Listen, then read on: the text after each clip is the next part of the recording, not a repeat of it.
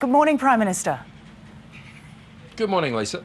Lots of talk about hope and confidence this morning, but you are hoping that a whole lot of things are going to happen for this budget to come through for you, whether it's on the vaccine, whether it's on borders. How confident are we that that's going to happen? Well, I want to be very clear about this. The bring forward of tax cuts and the tax cuts that are in this budget, the support for hiring new employees with the JobMaker hiring credit, the instant asset write-off taken to stratospheric levels to ensure that businesses can write off everything this year to create jobs. None of this is dependent on whether there's a vaccine or not. There are assumptions in the budget. There are always assumptions in the budget. There are assumptions about many things. But this budget is a plan, and that plan is not dependent on those assumptions.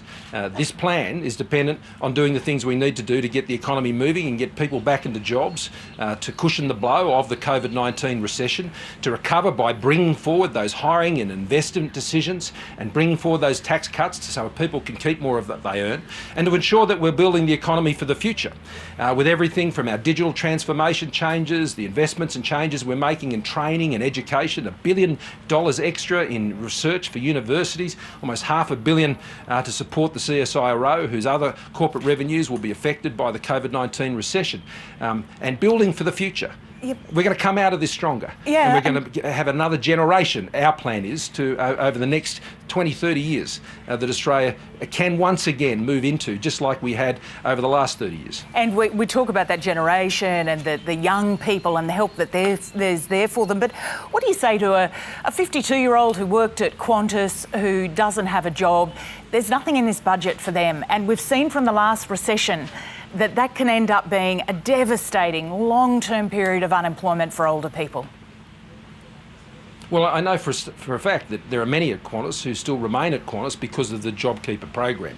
And if you remain an employee of a business, that the job hiring credit applies to new jobs on top of those existing. Yeah, businesses but will not be able to take their workforce down and then increase. And let me finish the answer. They won't be able to take the numbers down and then increase them and expect to get the hiring credit. It's about new jobs. But one of the reasons the Job Trainer program, that's $1 billion together with the states, that's 340,000 training places right now.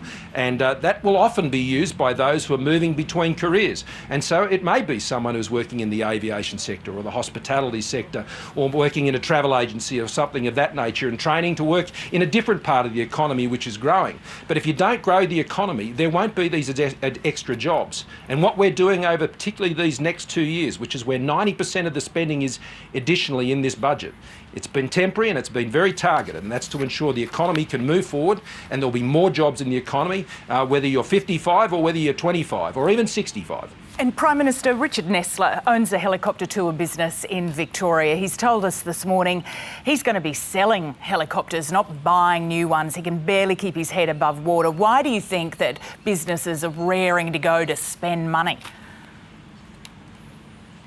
Well, there are some businesses which will likely be heavily COVID affected, and in the aviation industry I think that's clearly one, and especially in Victoria where they remain locked up. And what we do need to do is ensure that our economy continues to open up. And for many of these businesses, that will be the most important thing that can happen, whether that's in Queensland or in Tasmania or Victoria or anywhere else. That's essential, and that has to be done safely as part of a proper COVID-safe plan. Our economic success will be built on our continued health success, but Australia is managing both of these crises comparatively better than almost any other country in the world, except for a handful.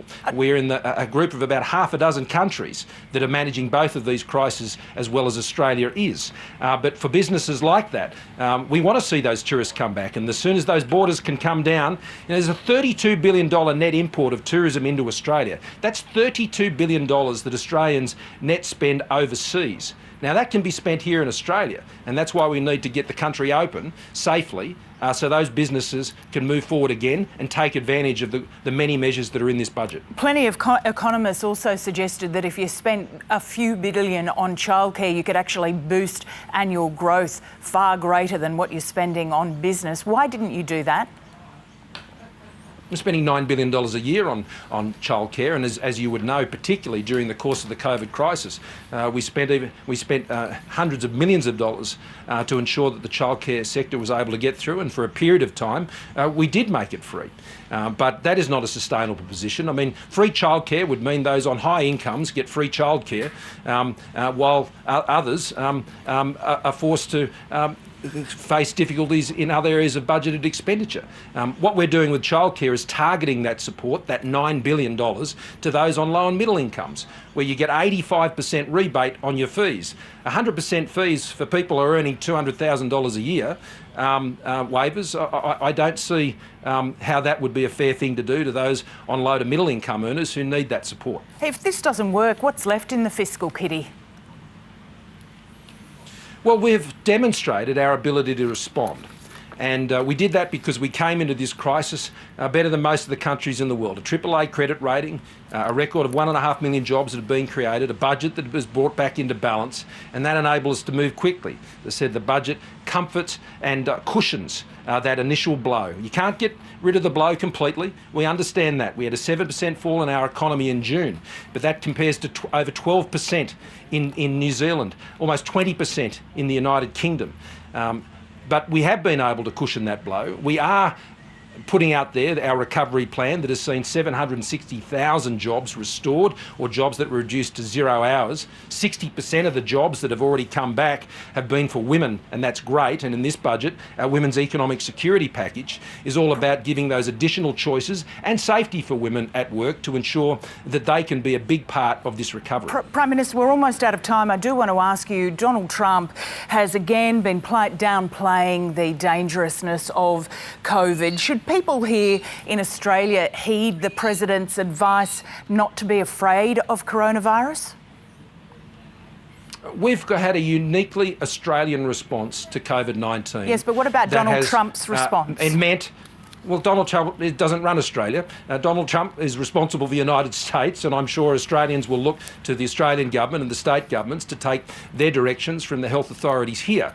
Australia has ensured together, working together at all levels, that we have had one of the least impacts of COVID of any country around the world to date. Now, that's not to say it hasn't been a brutal impact, it has. And that's why this budget has responded at the scale that we have. I mean, this is an unprecedented challenge in a modern global economy. I mean, recessions are now in absolute real time. And this recession, this COVID recession, is 45 times worse than what we saw in the global financial crisis. Global growth will go down, we expect, by 4.5%. During the global financial crisis, it fell by 0.1%. So I think that puts it in perspective in terms of the scale of our response, but it is targeted, it is temporary, it is proportionate, and it has been well designed to ensure that the measures are effective and are doing their job. All right, Prime Minister, thanks for your time. Thanks very much.